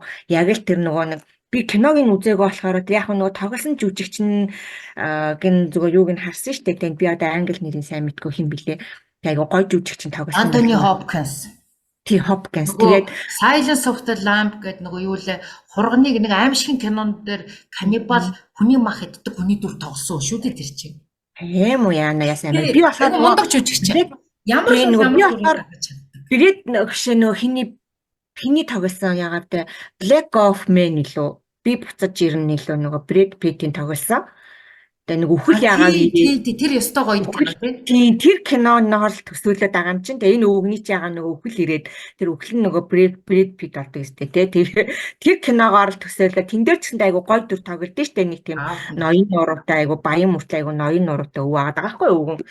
Тэрүүгээр би тэр хүнээр л ер нь төсөөлөд л уншаад байсан л та. Тэгээд ямар ч тийм дийл суул үг байхгүй айгу гоё бичигдсэн ном байсан. Тэгээд юу шилтгэн нь болохоор зэрэг би нөгөө Before of Me лөө ми юу ч илүү нөгөө бас нөгөө яагаад те нөгөө гадаад энэ 3 улаан шар бичигдсэн чамтай уулзахаас өмнө гээд нөгөө монголоор орчуулах та нэг тийм кинон дээр бас нөгөө гоё шилтгэн гараад идэв штэ нөгөө тийм шилтгээнээр төсөөлж уншсан киног нь үзег байсан болохоор тэгээл айгу гой санагдсан ям ажилдаа үнэнч байх гэж л одоо энийг хэлдэг байх таа л гэж ер нь бол бодож уншсан шүү дээ айгу гоё байсан. Нэг л зүйлд ингээд нэг өөрийгөө ингээд бүрэн зориулаад яг номын югаар бол бүрэн зориулчихж байгаа. Тэгээ одооний хэллэгээр болохоор ингээд өөрийнхөө хамаг амьдралаа золиослоод гэх юм уу те нэг хүнд ингээд нөгөө нэг хүндний шилтгэнд хамаг амьдралаа өнгөрүүлээд зориулсан жоохон харамсалтай санагдсан. Гадагшаа гарчаач энэ нөгөө эмэгтэй хатагтай хэм билээ. Кентонтойгоо учир ургуулаач. Гү бас тэр аав маавыгаа тий аавыгаа уучхад л нөгөө нэг Дарлингтон мистер Дарлингтон гэж яваад байгаа. Яг гоо энэ чанар нь болохоор энийг болохоор би бас нөгөө японочууд чинь бас ер нь тийм айгүй их ажил гэж гүйдэг болсууд байхгүй юу. Тэгээд ээж аавыгаа өнгөрч явахад нэг бол ажил явдалт ингээд оролцож чадаагүй ажилтаа байсан гэдэг болсууд айгүй их хийд юм билээ. Тэгээд яг гэрт нөгөө одоо юу гэдгийг ээж аав нь хөдөө нөгөө хүүхд нь өөрөө Токио Осака ч юм уу төв газар яах юм бол ажил явдалд нь оролцож чадаагүй ч юм уу, ирж чадаагүй ч юм уу. Тиймэрхүү ингээд нэг ажилтаа байсан ингээд тийм улсууд аягүй их байдаг болохоор нэг Япон чанар бас гараад байна уу гэж бодоод шүү дээ. Англичууд одоо яг ямрыг нь би бол сайн мэдэхгүй л дээ. Зохиолч нь өөрөө Япон байсан. Японч ахтай ээж аав нь Япон байсан болохоор тиймэрхүү зан чанарыг бас агуулсан болов уу гэж бодоод байсан. Тэр бас аавыгаа өнгөрч явахад те. Тэгэл Кент нь өмнөөс нь уурн хүрээлээ гэдэг үстэй Кент таадагтай ч. Тэр аялж байгаа хэсэг нь бас их гоё яасан надад л. Тэгж аялах юмсан гэж бодсон. Тэгээд наад Японч нь ээж аавыгаа за нас барах бол одоо хизээч байж болох учраас тэд нар байж болохоос хажууд нь амьсгалаа хураахт нь хажууд нь байхгүй байж бол одоо бас болох юм тий. Гэтэл оршуулгад нь ирэхгүй гэдэг ч тийм учиртай. Тэгээд хэрвээ одоо өөр улс оронд байдаг бол хамаа алга тий. Одоо жишээл манай энд байгаа хараар визгүй хүмүүс бол нэг л явчих юм бол эргэж ирч чадахгүй одоо очиж чадахгүй шүү дээ тий. Гэтэл нэг улсад тэгэж тийм хүмүүс яг мэдээж бүгд биш л дээ. Гэхдээ би бас миний мэдхийн тийм хүмүүс байсан байхгүй юу. Жишээлбэл энд ингээд ээж нь өнгөрч яхад нэг хүүхэд нь бүр ингээ хаавсан Хоккайдод жоохон зайтай л да байсан. Тэг ирч чадаагүй ч гэх юм уу те. Ирээгүй ч гэх юм уу. Тийм хүмүүс их бийтгэл юм билээ. Тэгээд тийм энэ бас Япон тиймэрхүү зам байна даа гэж бодсон шүү дээ. Японд бас байна. Манай Японч нь ерөнхийдөө бол нөгөө ажил нэгт явдаг бол тэ гэрлээ. Чамд тэгж ажил гэр бүл ер нь бол нэг хоёрт яваад идэг. Тэгээ сүүлийн үед энийг бас шүүмжлээл байгаа нь Япончууд гэр бүлээ хойш нь тавьдаг. Ялангуяа эрэгтэй хүмүүс гэл их ярьдаг. Нөө бүх юм их нэртэй даатгачдаг. Хүүхдийн одоо тэр хүүхдээ өсгөх гэр орны ажил тэгэл мөнгө төгрөгөө нааш нь цааш нь зохицуулах юм нэг тэгж их яриа л гэдэг. Яг сүүлийн үеийн залуучууд дөөр болж байгаа гэж яриа л гэдэг л та. Гэтэл ерөнхийн хандлага нь бол нөгөө ажил нэгт явдаг болсон байхгүй юу? Нөгөө бусдад төвөгдөхгүй. Тэгээ 4 хоногоос дээш нөгөө Эвлээ 4 ажлын хэд хоногоос 5 билүү тий хоногоос дээш ч ер нь бол удаан амарч болдоггүй ус ахгүй юу. Нэг удаа бусдад аяга төвөгдөхнээс хайдаг ер нь. Ээлж амар ажилласаа жилийн 20 хоног эдийн. Жилийн 20 хоног одоо цалинтай гэх юм ээлж амар. Тэрийг нөгөө нэг дор авдаггүй юм. Авдаг байхгүй нэг дор. 10 хоногор нь хувааж авдаг юм. Хүү 10 ч биш. Ер нь бол 10 биш. Ажлын өдөр за нэг 5 бүтэн 5 удаа ажлын өдөр амарч юм байна. Хагасны оруулалт 5 хоног замруул их юм даа яг Япон хүмүүсээс тийм. Хагасны оруулалт 5 хоног ятгахта 7 хоног байсан бол тий. Ямар амар юм. Тэгээ ер нь бол тэр тал дээр айгу чанга ус ахгүй юу? Чанга байхгүй. Тийм. Тэгээд гадаадууд манайд бол яг тэрэнд нь арай байлдахгүй 14 хоногоор амрахгүй бас байна. Тийм. Монгол нөгөө юу лээ Монгол хүн өөр шүү гэж хэлчихэл баг амралтаа. Ингэж амрахгүй юм чинь уулын руугаа ямаараа ингэж амжихгүй юу ч хийж амжихгүй хизээч л ер нь 14 хоног моног тийм өсрэл 17 хоног ямартай тий хасны сайнаа оруулаад ажилдаа ер нь их үнэнч улсууд байдаг болохоор л би одоо энэ ном бас нөгөө Япон зохиолчин болохоор тэр чанар нь бас ингээд нөгөө тэр соёлыг ингээд шингээсэн болов гэж бас бодоод байсан байхгүй. Гэхдээ яг англичуудаас нөгөө джентльменүүд чихэл мундаг байдаг гэж ярьдсан мэл ч тэ би нөгөө би ч нөгөө нэг Японд худалдаж байгаа болохоор тэгээ нөгөө Европ энэ төр соёлыг ч одоо бараг мэдэхгүй шүү дээ. Ер нь интернетээр л юу яануу гэхээс ингээд дотор нь байхаар чинь бас арай өөр шүү дээ тэ ондоо зэрэг. Гэтэл ямар ч исэн зохиолын хувьд бол их гоё санагдсан. Яасан ч гоё бичтгийн. Тэгээд зохиолч нь өөрөө гоё бичдэг юм авьяастай юм л ч тэ. Бусад номын ч гэсэн олж уншия гэж бодсон. Тэгээд Япон хэлээр унших, монгол хэлээр унших шал өөрөлтөө. Японоор уншихаар их удаад идэв. Тийм болохоор тэгэл яаж игээл монголоор л олж уншина гэж бодож байгаа. За хин гэрлээ. Юу гэж вэ? Ямар сэтгэл төрөв? Надад болохоор нөгөө өдрөөс үлдсэн зүйлс гэдэг нэрнээс айгүй их сонирхолтой санагдсан. Өдрөөс нэр нь юу үлддэг юм бол яг бас ерөнхийдөө өөрөөсөө асуугаад энэ өдрөөс үлдсэн зүйлсүүд энэ амьдралын одоо энд үндэн чанар болоод би их одоо юм би их тодорхойлт болох юм биш үү бодож тэгж уншиж эхэлсэн. Тэгээд нөгөө номон доторх нөгөө зохиолч янз бүрийн юмуд асуудаг шүү дээ. Агуу чанар гэж юу, ноён муруу гэж юу, ноён муруутай таамал гэж яг хэлбэлгүй энэ төр гэл тэгэл яг тэр асуултнуудад бас ер нь ноён муруу агуу чанар гэж юу юм бэ гэж давхар одоо өөрийгөө бас өөрөөсөө тэр асуултуудыг давхар асуугаад бодоод унсан. Тэгээд нөгөө агуу таамал гэл өөрөө одоо ер нь нэг одоо яг тэр доордол шигтанд хамаг амьдралаа одоо өөрийнхөө одоо залуунаас бүх зүйлээ зориулаад дуусгадаг шүү дээ. Тэгээд тэр агуу таамал гэдэг яг тэр ноён муруутай таамал гэдэг нь нөгөө аавынхаа нөгөө нэг таамлын түүхийг яриад тэгээд аавгаа харж өсөөд тэгэл ер нь ажилтаа одоо ямар ноён муруутай таамал байх гэдэг одоо тэгж өөртөө бодоод их юм ажилтаа одоо яаж хүн өөрийгөө зориулж болдог нэг зүйлдээ ямар одоо үнэнч тэр эзэндээ ямар үнэнч зүтгэдэг тэр одоо ямар агуу юм бэ гэж бодчихлоо. Ерөнхийдөө бас тэгээд бас нөгөө нэг хэсэгтэй доогор нөгөө төвшин нөгөө доогор таамал доогор одоо төвшин таамал нь одоо өчигөн тэтгэл нөгөө өөрийг нь одоо хатгах тэгээд нөгөө өөрийн яг чамраа одоо өөрийн нүрээ иш гаргадаг гэдгийг уншаад би нөгөө бодсон байхгүй нөгөө жинтлэн леди гэж яг зөвхөн нөгөө жинтлэн гэж зөвхөн чиний нүүр төлөвлөсөн тамаа юу гэсэн өөдөөс нэг чадвар гэдэг тэгдэг штэ тэрнтэй ижилхэн нэр одоо агуу таамал агуу чанар гэдэг өөрт нь одоо юу ч төрж исэн өөр болоо таасаа хонсон одоо сэтгэл таврах тэр өөр гашуутай аав хэрэг төрсөн ч гэсэн одоо тэр сэтгэл өөртөө авахгүйгээр ажлаа үргэлжлүүлэх энтергээл тэгэл яг өөрөөсөө болохоо бас би асуусан байхгүй одоо хэрэг яг тийм надад тийм одоо өөр гашууч юм тохиолдоход би мэдээж сэтгэл хөдлөлтөө маш их автаад одоо тэгэл хямрал нэлийн болондоо ямар одоо нэг бодлын ямар амар одоо хатуу сэтгэлээ гэж бодож юмсан тэгэл яг аав ч гэсэн одоо хэрэг намайг өөр дээр нь одоо гिचний одоо аав маань гэдэг үгтэй мэдчихэж гэсэн өөр дээр ирэхгүй одоо ажлын өмчлөлийг ер нь аав маань хүсчихсэн гэж боддог. Энтер гэдэг гэсэн бас надад айгүй одоо ажилтаа өөрийгөө зориулах тухайн эзэнтэй өөрийгөө зориулах эзний хайртай хүн байсан ч гэсэн одоо бил өөрлөлтөө илтгэж зүйлтэй хавчлгүйгээр одоо ажлаа өргөжлүүлэх юм бүгд одоо сайн чанарч юм шиг эсвэл нэг хөвчнөө хатамж сэтгэл юм шиг аюу тийм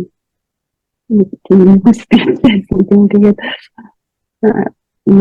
ямар боцмол одоо Монгол тийм нэг боцмол хэдүүлээ юм бас эзэнчил аавнтай насаж хахад яг насах гэдэг энэ үгтэй бүр угаас нууцсан тэгээд байж хахад би тоглолтоо хийгээд дуулж байсан. Тэгээд машинс маань уралцсан ч би дуулж байсан. Тэгээд энэ зарим хүмүүс ажлын төлөө төрсэн юм шиг. Ер нь амьдрал янз бүрийн байх юм даа гэж бас ер нь өндөө бодсон. Тэгээд нөгөө юу яадаг гэдэг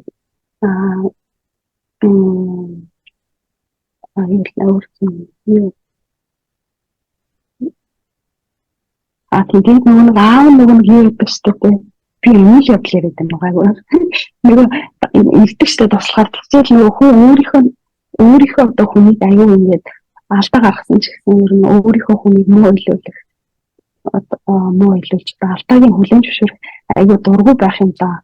Би ямар ч хүний даа юм болов гэж бодсон. Тэгэл нөгөө хэнт авах танаа аав чинь би үйл явдал яриад байна тий. Тэгээд яг нөгөө хүн ер нь ингээд нөгөө өөрийнхөө хүний талаар ч юм уу өөрийнхөө талаар ер нь алдаа юм гэж тиймэрхүү нэг сонсох ер нь аюу дургүй байт юм байна да. Тэгээд тэр жижиг алдааг тоохгүй явсаар ажихад нөгөө том алдаанд хүрэх нэг одоо өөрчлөлт бас нөхцөл болж юм гэдэг. Нөгөө эмээ манай эмээ бас тэгдэг байсан байхгүй юу. Ингээд нөгөө нас дахиад ирэхэд нөгөө хийж чаддаг байсан юмудаа ингээд хийж чадхаа байгаад тэгэхээр өөрөө нөгөө түндээ аюу стресстэй. Ер нь бас тэгээд амьдралд яг болдог ойрхон зүйлүүдийг аюу гоё бичиж бичсэн санагдсан. Би бацнаа. Би их удаан бацнаа. Сүүлд нь. ерөнхийдөө бол ингээд нөгөө удаан ингээд ийм нөгөө нэг ингээд ийм сүртэй үйл явдал болохгүй шүү дээ. Тэгэхээр ингээд ийм зугуухан, ийм аажуухан, жоохон бас жоохон залхуутай ч юм шиг ерөнхийдөө сонирхолтой байгаад байгаа байхгүй юу. Тэгээд сүүлдээ бол бүр илүү ингээд нөгөө нэг номондоо орчиж байгаа учраас нөгөө хүмүүсээ таньжиж байгаа учраас тэр нөгөө ялангуяа нөгөө гэрт нөгөө нэг том уулзалт конференс болол нөгөө Франц хүмүүс эдэр ирдэг штэ. Тэр мэр хэсгээс ахуулаад над нөгөө улс төр өдр ороод ирэхээр илүү нийгэм рүү хандаад ирэхээр бүр илүү сонирхолтой болж эхэлсэн л дээ. Ерөнхийдөө зохиолч энэ номоор дамжуулаад за хувь хүний итгэл үнэмшил гэж юу юм? Хувь хүний үн цэн гэж юу юм? Тэгэхээр манай Голбаатар Стивенсийн хувьд бол одоо утга учиртай амьдрал бол ерөнхийдөө энэ ажлаа сайн хийх, ажлын үүрэг хариуцлага тийм Английн сурвалжит язгууртны гэрийн одоо логистикл менежер л хүн шүү дээ. Энд чинь бол одоогийн өнөөгийн үйл Монгол хуучны хэллэгээр бол аж ахуйн албаны дарга сайхнаар хэлбэл одоо аж ахуйн албаны дарга саараар хэлбэл зарц нарын дарга л байгаа байхгүй юу? Аав нь бол тэр ажлаа одоо ажилдаа асар их үн цэн өгөөд тэгээд энэ ажилдаа аав нь үнэн чандж гин аавыгаа хараад хүүхэд бас яг аавыгаа дуурайгаа яг юм үнэн ч хүн болж байна. За тэгээд ингээд тэр одоо үн цэнийхээ дагуу тэр итгэл үнэмшлийнхээ дагуу аав нь бол тэгээд тэрнийг насаар яваад тэтгэр мэтэрч байхгүй одоо ерөөсө тэгээд ингээд өгч штэ Гэхдээ тэр үхэлдээ бас аз жаргалтай өгч байна. Хүү бол тэр аавынхаа тэр итгэл үнэмшлийнхээ дагуу 50 жил одоо энэ бол би юу гэдэг 60 эдтэл хүн гэж хараад байна л да. Тэгээ одоо ингээд 50 жил энэ ажиллаараа амьдарчлаа. Тэгээд энэгээр одоо ер нь аавчгээ аз жаргалтай өөхөх байсан боловч Кентэн авгаа тэр юм гарч ирээд тэгээд тэр одоо 5 хоногийн энэ аялал 4 бэ нүү 5 хоногийн үйл явдал гарч байгаа шүү. Өнгөрснөө хүүрнээд жаргалтай л яваад байгаа. Би зөв амьдэрсэн гэж итгэл үнэмшил нь ингээд шейкэн болохгүй шүү дээ. Тэгж жагаад Кентэн авгаатай ингээ уулзаад яриад энэ хүн чинь надад хайртай байсан юм байна. Би бол бас энэ хүнд хайртай байсан байна гэдгээ 60 жилийн дараа 50 жилийн дараа одоо мэдчихэж штэ. Тэгээд ингээд нэг яг тэгэхээр тэр мэдрэмжийг мань хашир энэ ажлаа нэгдүгээр тавиад өөр төрсөн хувь хүний энэ сэтгэл зүрхний мэдрэмжийг 50 жил дандаа дарангуулж цоожilж амьдарсан байгаа байхгүй. Тэгээд Кентэн авгаа одоо эмэгтэй хүн болохоор ингээ гараад ингээд ярьсан чинь би юу хийч вэ?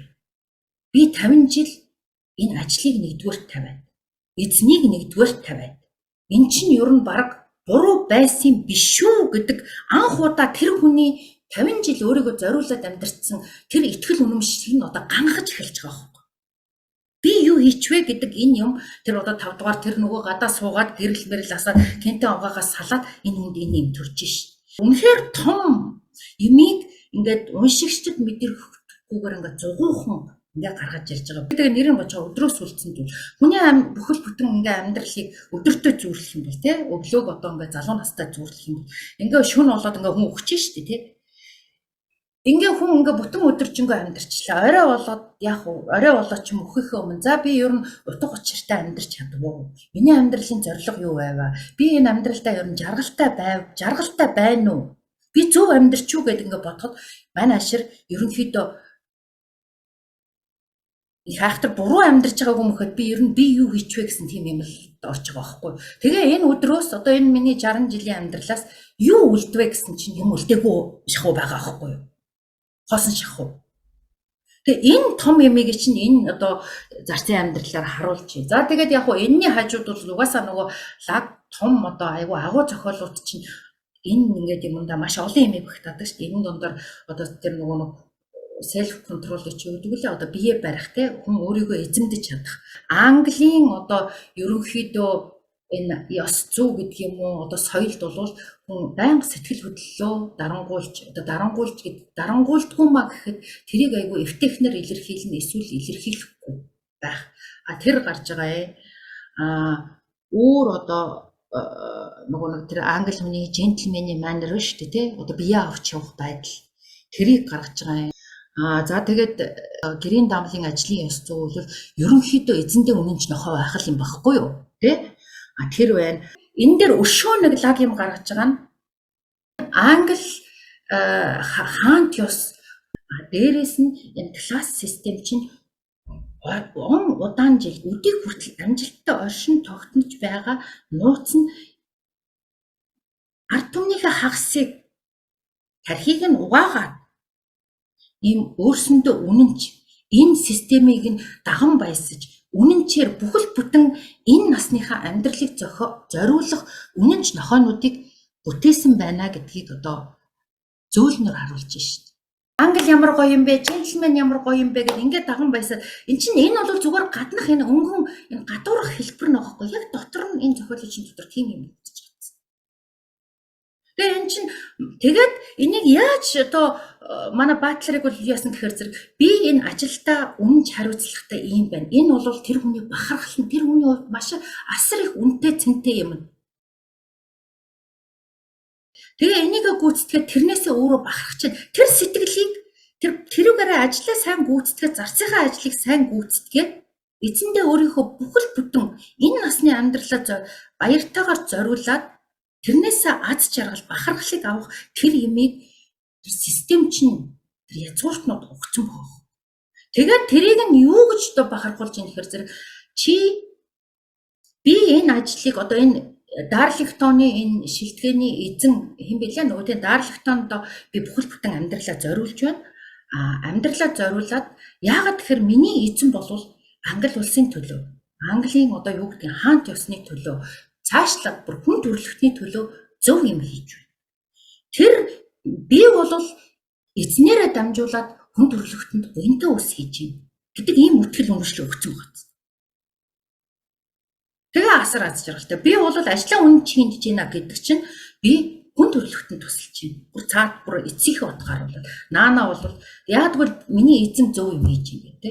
Тэгээ яг үдэ нөгөө талаас нь бол тэр Гитлер эднэр гээд Дарлингтоны эзэн чинь бол нэг амар Гитлерийн Германд тусалсан гэд тэгж байгаа боловч яг цаагаараа бол тэр хүн чинь бас сэтгэл үнэмшлэхөд төлөөлж явж байгаа байхгүй. Нэг Гитлер гэдэг хүнийг шүтэн биширсэндээ тэр хүн Гитлер туслаагүй байхгүй. Тэр хүн чинь өөрийн гэсэн шудраг ёсны ийм цензуртэй, валютай хүн яваад байгаа шүү дээ, тий? Үн цэнтэй. Тэр хүний үн цэн юу гэхээр зэрэг одоо ингээд дараагийн дэлхийн 1-р дан гараад дуусчлаа. Одоо 2-р дан гарах гэдэг.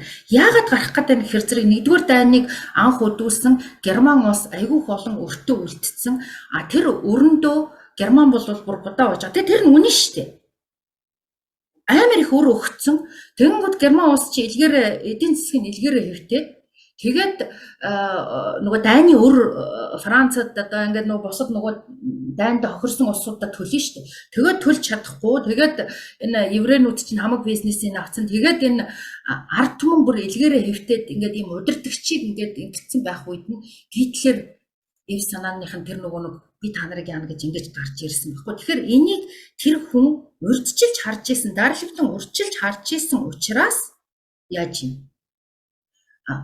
Энэ Англи Герман хоёр чинь хон чон байгаа шүү дээ. Тэгээд энэ Францын засгийн газар бол дэндүү их энэ Германд бүр айгүй хэцүү байдалтай болгоод байна. Тийм учраас Францын засгийн газарт нөлөөлөё. Нөлөөлөхийн тулд тэр Monsieur Dupont билүү хэн билээ тэрнийг ингээд авчираад тэгээ тэр хүн чинь бас нэг ингээд нэг юм дэлхийн одоо инх тайвны байдлыг сахиулах тийм юм хийгээд байгаа байхгүй. Гэхдээ харамсалтай нь өөрөө тийм шийдвэр гаргах төвшин тэр Английн парламент лордын тийм өөрийн улс төрийн тийм эрх мэдэл бол байхгүй байгаа шүү дээ тий. Гэхдээ тэр эрх мэдэлтэй хүмүүсийг өөрийнхөө шилтгэндээ ураад ингээд ийм юм хийгээд байгаа байхгүй. Тэгээд тэр хүн өөрийнхөө өтгөл өмчлийн төлөө зөв юм хийж ээж тэрнээс нэг Гитлерийг дайныг ингээд юм өдөөн хатгах тийм юм болоогүй. Тэгээ харамсалтай нөгөө дайн дуусаад ингэсэн чинь нөгөө хүн чинь бараг л ингээд дайсан болчихж байгаа сте тий. Гитлерийн генералын дэмжигч байсан эний тэрэгээд тийм юм болсон байсан. Тэгээ бас өөр нөгөө талаас нь миний хувьд амар инээдтэй юм гээ айгу хүчтэй санагдчихсан юм нь болохоор зэрэг Англи Америк хоёр хүний ялгаа гаргаж өгч байгаа. Тэр нөгөө хэн блэ нэрийг одоо марцчихжээ. Тэр Америк хүн чи ирээд бүр тэрийгээр бүр нэг ачиж байгаа үстэй. Тэр хорн хариулаа яваад байгаа үстэй тий.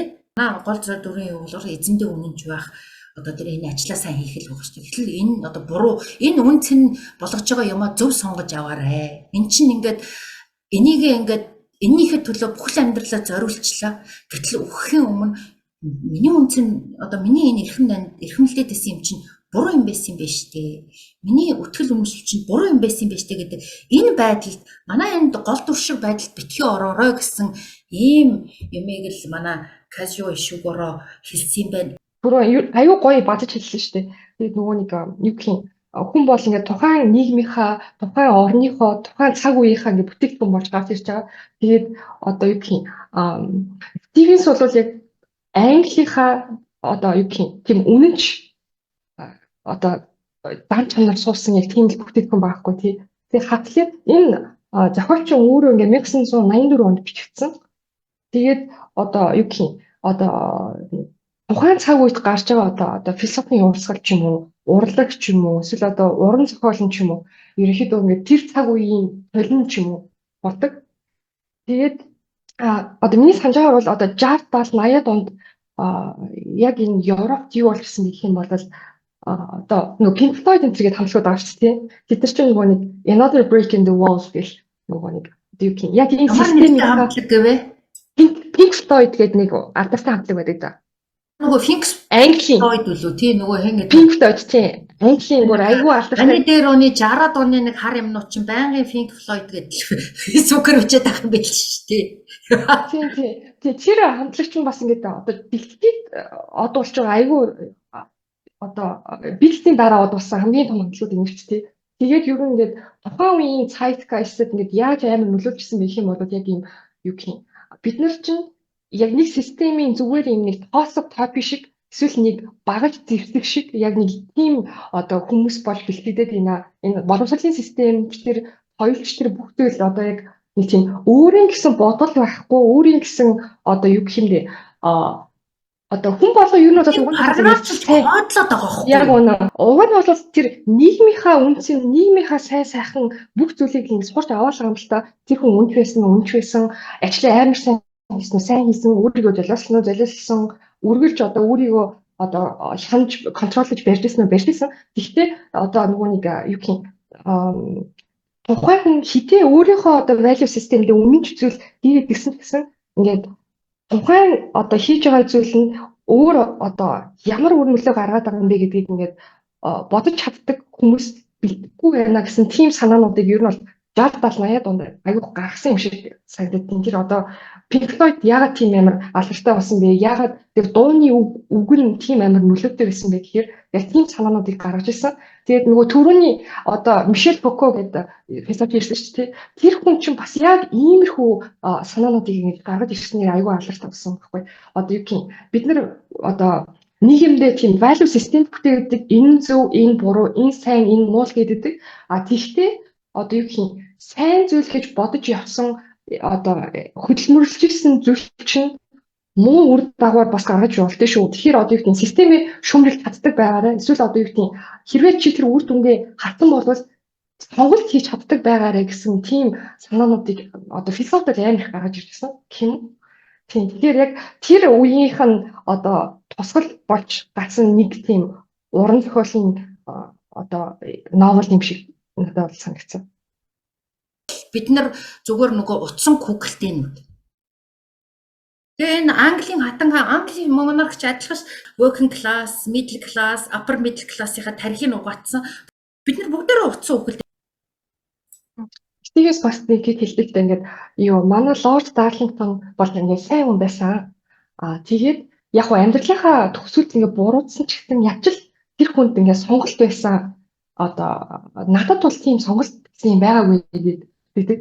Тэр бол ялтчгүй нэг тийм нөгөө нэг тухайн үеийн хүмүүс ялтчгүй тийм одоо хайцнаасаа гарч байгаа ч юм уу тий тэр зэтгэх ч юм уу тиймэрхүү одоо чадварууд дутчихсан ч юм уу яг тэрийг хэн ч ингэж гаргаж ирж энэ чухал үг гэж яриаггүй учраас мэдгүй ингээ амьдрал нь өнгөрсөн юм шиг харагдсан л да. Яг нэг тийм хувь хүний сонголтын эрхчлөлөө, оюуны эрхчлөлөө гэдэг ч юм уу тэр хүний дуу хоолой гэдэг ч юм уу тэр тал нь ингээ аягүй тийм баригдмал байсан. Эсвэл тэрийг олж анзаараагүй зүгээр сайн хүн байх ёстой, бүх зүйлийг сайн сайхан хийх ёстой гэсэн тийм одоо тайхан сэтгэлтэй одоо гимн ч юм уу тий ямар ч тийм муу бодлого тийм хүмүүсийг бэлтгэдэг байхгүй юм бол нийгэм нь. Тийм ер нь бол ингээд том зургаар нь харах тийм одоо чадварыг хүн олж авах ёстой шүү гэсэн тийм одоо үзэл бодол аягүй хүчтэй явж ирсэн үе болов уу гэж бодож байна. Тэгээд одоо айгүй их одоо цаг үе ардчсан болоо хүмүүс одоо өөрийнхөө одоо бодож байгааг аягүй сайхан хэлж чаддаг болоо. Одоо дарагтайгаа санал нийлэхгүй байхад хэлэхэд одоо ямар ч асуудалгүй тийм цаг үе үед амьдарч байна. Тэгэхээр ер нь бол 60-аад оноос хойш тавигдсан одоо суурин дээр л ийм болж байгаа болов уу гэж бодож байна. Үгүй дарангуул гэснээс ингээ бодоод байсан чи ер нь би бол сүүлийн үед бяцлагын талаар их уншаад байгаа юм даа чи ер нь миний ойлгосноор бол хүн болгон ер нь бяцлал хийдэг болох хэрэгтэй байна. Яагаад тэгэхээр чи юу юм бэ? Би бас урд нь болохоор бяцлал гэхээр нэг заа би одоо ямар гээгэрх шаардлага байна уугүй юм үгүй тиймэрхүү нэг тийм нилээ бүр нэг тийм амар холын бодтой байсан байна. Нөлөөний бол ингээ яригадаад штэ. Нөлөөнд автахгүй амьдрахын тулд ер нь хүн бяцлал хийдэг болох хэрэгтэй байна. Тэгжиж би яг юу хүсэж байгаа юм бэ? Би ер нь хийх юм бэ? Би хаашаа явахыг хүсэж байгаа гэдэг ер нь таньж мэдх юм бэ? Тийм болохоор бүгдээрээ бяцлал хийгээрээ бяцлалын талаар судлаарай гэж хэлмээр санагдчихлаа. Үшээ хэдүүлээ нэг бяцлалын ном уушвал яасан бэ? Би Дараа жилийнхтэй оруулна шүү дээ. Оруулах уу за. гэхдээ энэ зохиолч болохоор юу юм те бас өөр Япон болохоор Япон хүмүүсийн бас нэг зан характер энд юунд зохиол гарч байгаа байхгүй юу? Тэгээд японч ч нөгөө өндөр хөгжсөн. Тэгээд айгүй өндөр их суртахуунтай орно. Тэгээд амиа орлт дэлхийдэр нэгтгэж байгаа шүү дээ. Бас нэг энэ зохиол бол яг тийм сэтгэл хөдлөлөө барих тэр чинь бас явсараа тэсрэх бас нэг процесс болж байгаа байхгүй юу?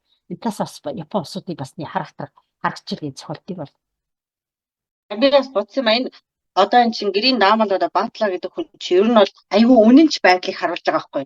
Тэр тал дээр бол бараг Япон хүмүүс бараг тэр талыг айгүй сайн ойлгож хүлээж аваад тэр энэ гэрийн даамал гэдэг хүнийг бүр ингээ бичих хэмжээнд ер нь бол хүрсэн байх гэж санаад.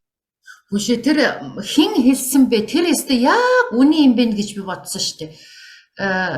Яагаад нөгөө Япон арлын орны хүмүүс үнэнч байдаг гэд хэн хэлчихв? Тий би хэлсэн. Харин тэр чинь нэрээ яг үний юм биш тий. Тэгээ яагаад нөгөө Японы самуранууд чинь нөгөө гизээ эзэндээ үнэнч байгаад харагдаад юу яах бол гизээ хүлч нас урдаг.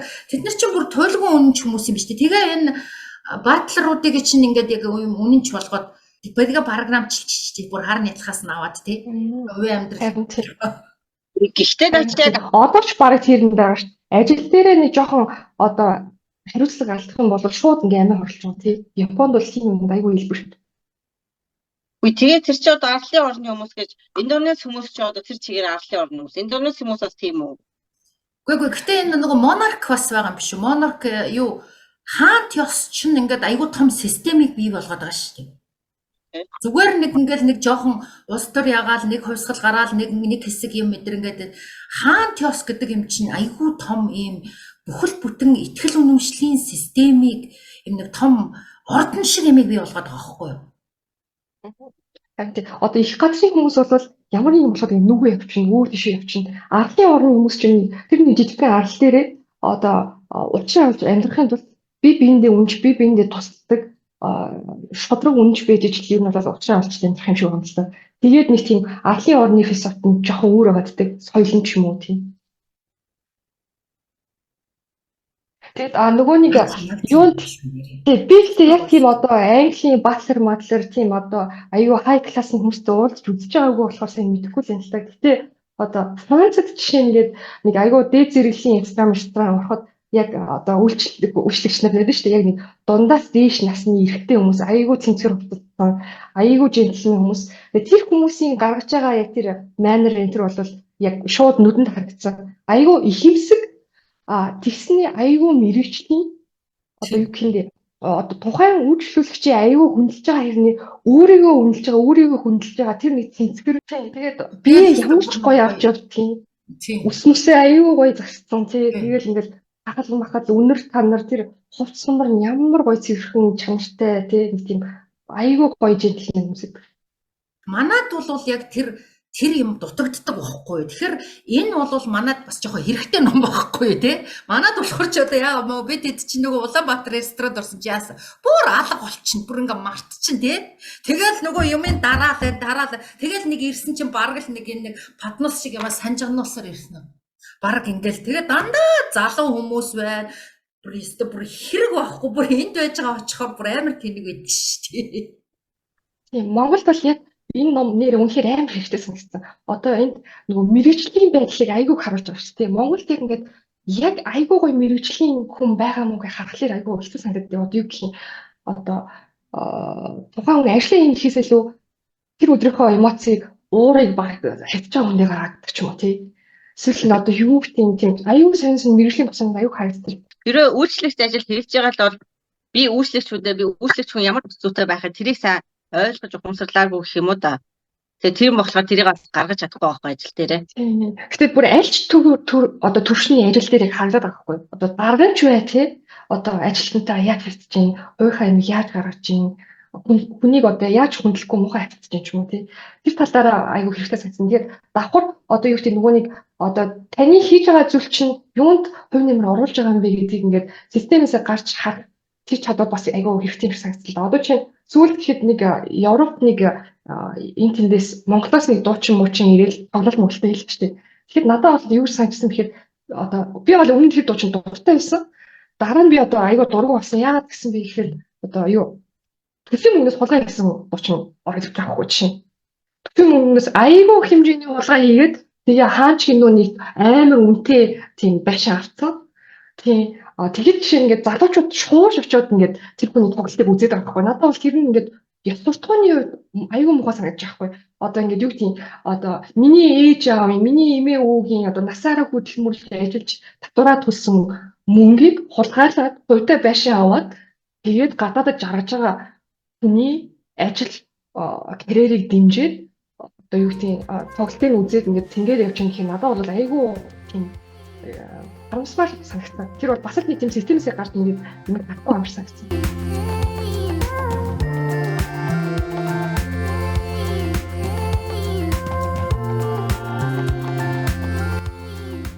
За ингээд бидний яриа төгсөж байна.